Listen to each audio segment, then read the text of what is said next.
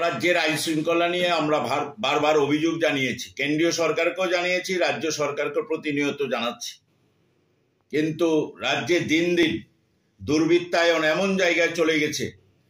আজকে সকালবেলায়ও মাছ কিনতে যাচ্ছিল মৎস্য ব্যবসায়ী 3 জন, এক পরিবারের, শীতন দাস, সনাতন দাস এবং লিটন দাস, যা ওই অমরপুর মহকুমার যতনবাড়িতে ওদের বাড়ি। মন্দির ঘাটে গিয়েছিল মাছ কিনতে, ভোরবেলায় যাওয়ার সময় ওদেরকে আক্রমণ করা হয়েছে দুর্বৃত্তরা, ওদেরকে গুলিবিদ্ধ করা হয়েছে, 3টে গুলি করা হয়েছে।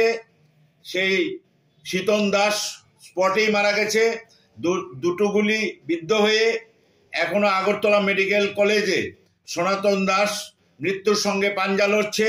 আরেকজন লিটন দাস, ওকেও আক্রমণ করেছে, ও কোনো রকম পালিয়ে এসে এখন জেলা হাসপাতালে চিকিৎসারত অবস্থায় আছে।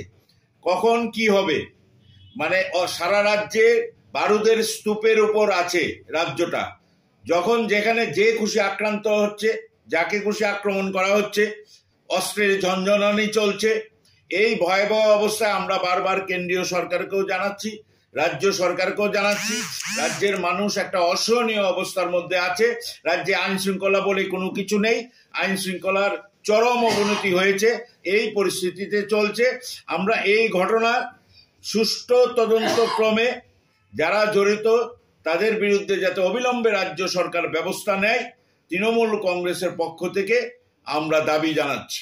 এবং যে পরিবারের যিনি মারা গেছেন ওনাকে যাতে 20 লক্ষ টাকা আর্থিক অনুদান দেওয়া হয়, এবং যিনি আহত অবস্থায় আছেন ওদের দুজনকে যাতে 5 লক্ষ টাকা করে আর্থিক অনুদান দেওয়া হয়, এটাও আমরা তৃণমূল কংগ্রেসের পক্ষ থেকে রাজ্য সরকারের কাছে আবেদন জানাচ্ছি।